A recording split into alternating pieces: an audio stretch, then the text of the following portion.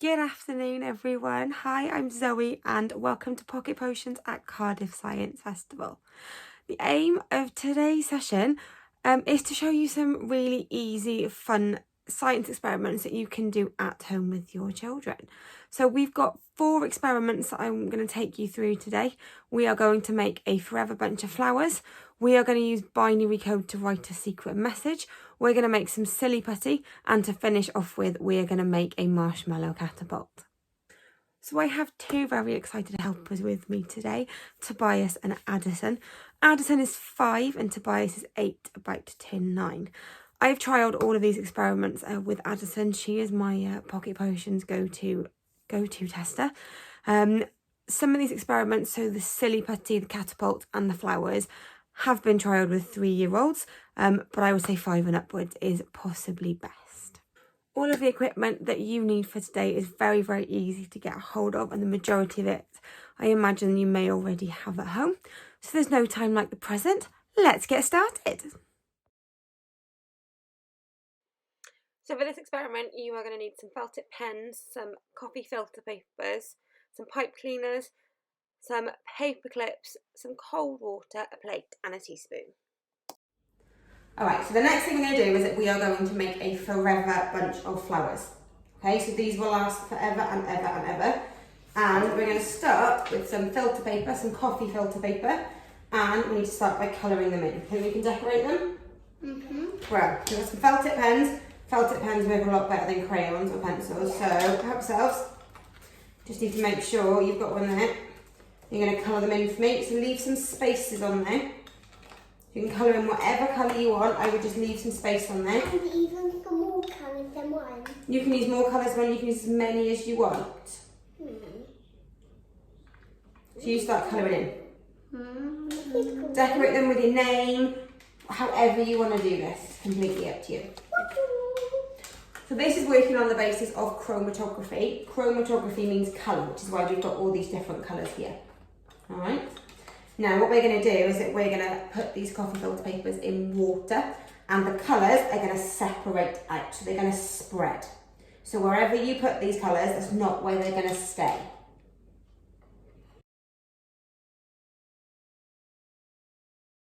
So once you've decorated the flowers, I'll show you flowers. They can be whatever you want, patterns. I would just recommend leaving a little bit of space. What we're going to do now is that we need to separate the colours. So this works based on how soluble the colours are. The more soluble they are, the further the colours will travel. Easiest way to do this, if you've got round filter paper, is to pop your filter paper on a plate. We have then got a bowl of water and a teaspoon. Now you need to spoon the water one bit at a time. I would recommend going in the centre, and we're going to watch the water and the colours spread out. And I remember doing that. You remember doing this, don't you? So what we've got then is that I would recommend, if you've got 2 cupboards, hanging a piece of string between them, because we're going to need to let these dry. Right, over to you, Tobes.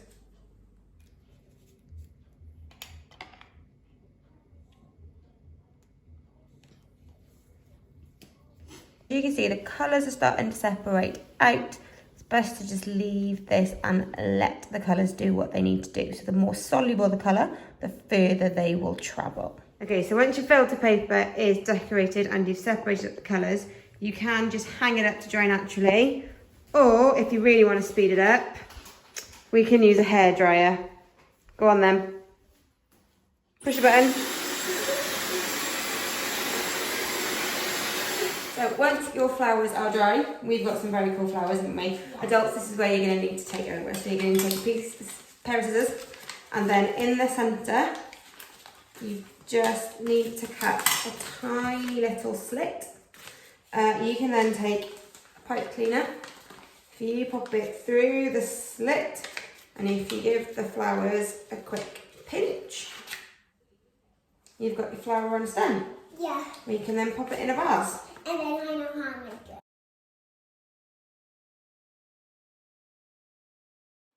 it. the next thing we're going to look at is more of a science activity rather than an experiment.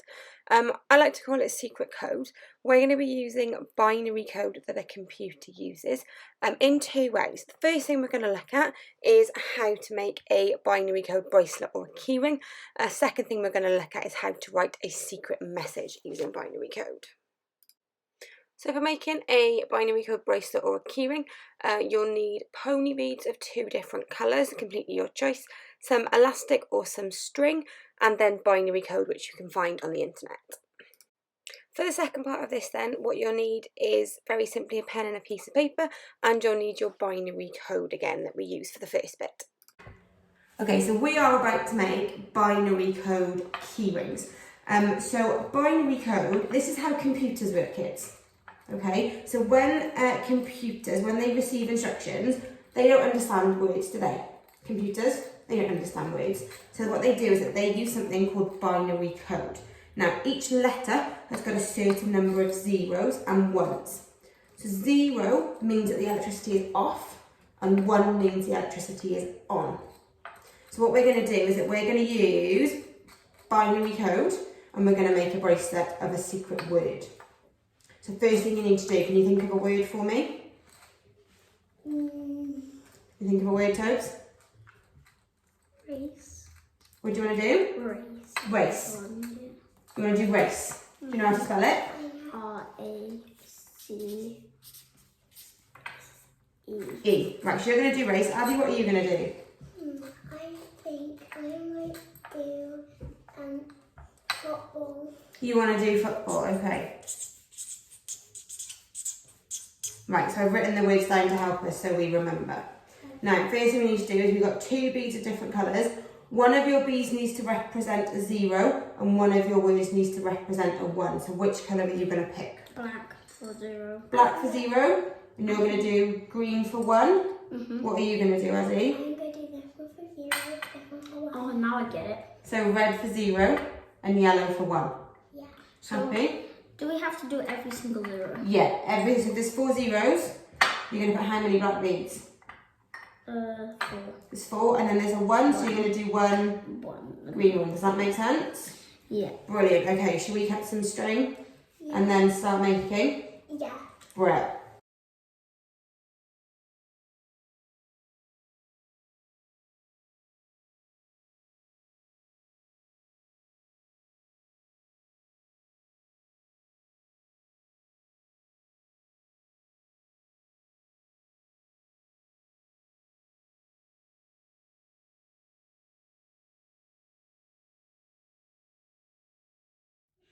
So we're going to have another look at binary code and how we can use it with our children. So binary code is a pattern of zeros and numbers. It is a base 2 number system and was invented all the way back in the 17th century. So the 0 and 1 represent either on or off. So 0 represents no flow of electricity, and the 1 means that electricity is flowing. There are different types of binary code. So you can have 5-bit binary code where you've got each letter is a series of either 5 zeros or 1s. You can have 8-bit binary code. You can find these very easily on Google. I would just judge it based on the age of your child. So Tobias here, you are writing a secret message in binary code, aren't you? Do you want to tell everyone at home what sentence you're writing? I like potatoes. Zoe's writing, I like potatoes in binary code. So we're using 5-bit binary code to make this a little bit easier. So I'm going to turn the camera right now and show you what Tobias is doing. So what you can see is, to help him out, I have written it in English. Tobias is following the binary code chart there that I've got for him. So do you want to explain what you're doing? When you're trying to do the binary code, usually the zeros at the start for the start by here, and for A, B, C, D, E, F, G, going all the way down from M. Yep. And it ends at O. So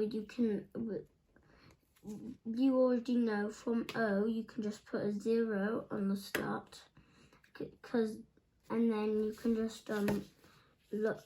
You can just look at it, and then you can write out on here how you spell I like potatoes. So far I've done 0 1 0 no 0 1 0 0 1 0 1 1 0 0 0 1 0 0 1 0 1 0 1 1.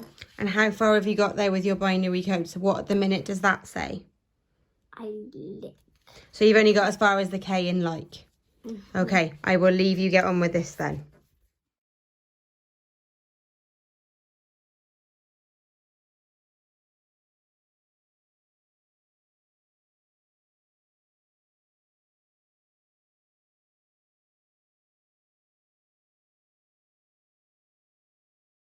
So Tobias is now all done with his code. Do you want to show everybody your I like potatoes? So there we go. So I did have to help him out with the writing in English, but he was then able to follow the code. Like I said, you can do 5-bit, you can do 8-bit, all depends on the age and the ability of your children. This is not really an experiment as such, but it is a really, really good way of getting your little one involved in the computer aspect, the computer science. So yeah, it's a really nice one, not that messy, and might buy you 5 minutes piece.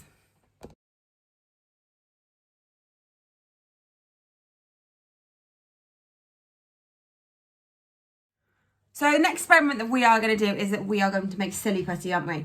So what you need for this, you are going to need some cornstarch or corn flour, some washing up liquid, tablespoon, and a bowl that you don't mind getting a bit messy. This is your baking bowl, isn't it? Yeah. Okay, so let's make some silly putty. So we're going to use a ratio of 2 tablespoons of cornstarch to 1.5 tablespoons of washing up liquid. You can use as much as you want, but just need to keep the ratio the same if you bulk it up. You can also add some food colouring, but I just tend to use the colour of the washing up liquid to colour it. Okay, this is where you step in. 2 tablespoons of cornstarch.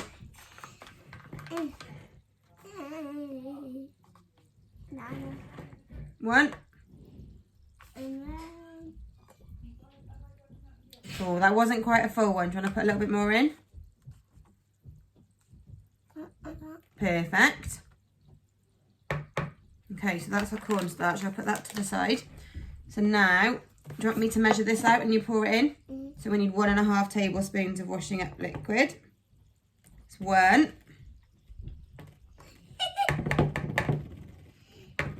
Why do we need this? You just wait and see now. And there's a half. Colouring? It is going to colour it. So what colour is it going to be if we've got red washing up liquid? Red. It's going to be red, right. Or maybe pink. It might go a bit pink. I think you might be right there. Because it's white. Because we're mixing the white corn flour with the... washing up red liquid. Good girl. Okay, so this is where it does get a bit messy. You're going to have to get stuck in with your hands to mix it up. This is all you, babe. All you. Go on. In you go. So this will take a little bit of time to firm up. We need to get all the washing up liquid in there. We should end up with 1 large lump. Silly putty is a very special solid. It's a semi-solid, semi-liquid.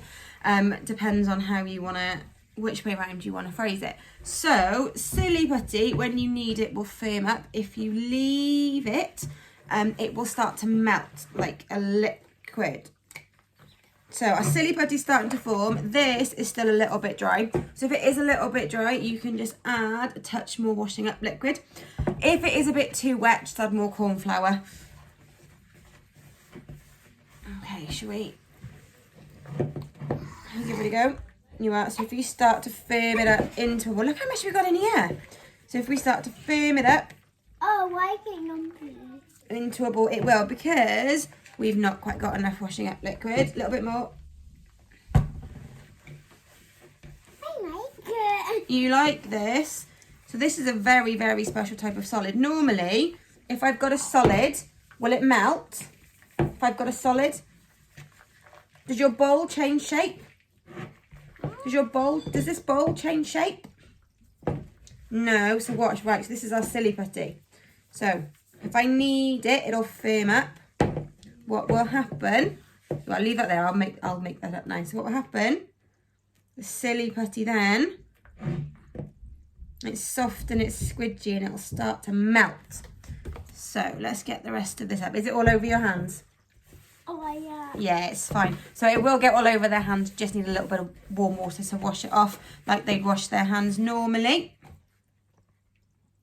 Right, let's see what we got here, shall we? I think we've just about got it. I think I'll wash my hands. We'll go wash our hands afterwards. It's fine. Okay, so the silly putty does need to be a little bit more on the wet side. So just add a little bit more washing up liquid as and when we need it. Look at this. I know it's all on your hands, but it's fine. I know what to do. I can pick it off. You can pick it off. Do you want to play with the silly putty? Yeah. So we've got the silly putty now. She was right. It did go pink. So it's a solid. As you knead it, as you play with it, it will firm up. It'll be more like Play-Doh. If you let it go, can you see that it's slowly changing shape? It's slowly melting. Yeah. It's a really weird solid, isn't it? Really weird solid. So you could do this, possibly best to do it outside rather than inside, but it is a nice little way of introducing textures, solids, liquids, what happens. Like I said, you can make it any colour. You can make a set of different colours as well. Do you want to play with this? Yeah. Yeah. Do you reckon you could build something out of it? What do you think you could build? You see how it's quite soft if you leave it for a little bit and then it'll firm up? I'm making like a worm. You're making a worm. So as with any of the experiments that we've done, it's just a case of seeing what they can build, let their imagination see. Look at that! There we go, so it wasn't needed. And it's in the silly putty. If I roll it again, we're back to more of a solid Play-Doh sort of texture. The next experiment we're going to do is Marshmallow Catapults. So before we start with this one, just make sure that you've got your equipment ready and we're good to go. So we are now about to make Marshmallow Catapults. So we've got some lollipop sticks, some rubber bands, plastic spoon and a big bowl of marshmallows. And a big bowl of marshmallows. Okay, so first thing we need to do is that we need to make something called the fulcrum. Okay, so first thing, can you please get 6 lollipop sticks, and then we're going to need to put 2 elastic bands either end of them. I'm going to make one as well. Addy, I got 6. I got 6, Addy. You can make one each. Okay. So you can make one each. I'm going to make one as well. So what you're going to do is get 6 lollipop sticks and just tie an elastic band at either end of them. So now what we've got our fulcrum. This is going to be the base and we're going to attach the arm to it. So now we need to make the arm. You need 2 more lollipop sticks before we put the spoon on. We need 2 more. 2. So this time we need 2 more. We need another elastic band. And we're just going to tie the elastic band on one end.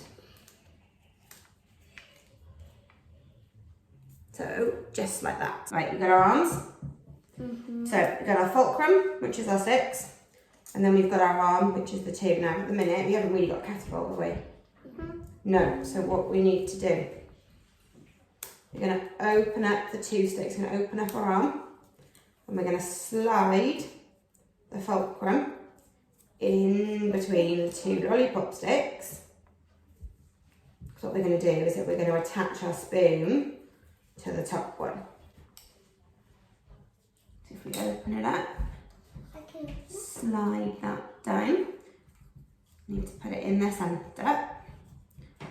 Oh, and then We're going to put an elastic band around this bit. It's almost ready. Do you want me to help? I know how to do it with this elastic because then you go like that. Okay, and just to secure this, what we're going to do now, we're going to pop an elastic band around the centre and make like a cross shape. Okay, so what we've now got, we've got our fulcrum, we've got our arm. We're missing a launcher though, aren't we? Yeah. What are we going to use for the launcher? The spoon, okay. Now we're going to put marshmallows in it. Do you think it's best that way round or the other way round? That way round, okay. So we're going to use another elastic band now, just to secure the spoon to the arm. Okay, so what we've got now is that we've got our catapult. Should we try launching some marshmallows? Yeah. Okay. Ready? 1, 2, 3. Ah! I don't know. So, easiest thing, you hold the base, and then flip the spoon. Watch me.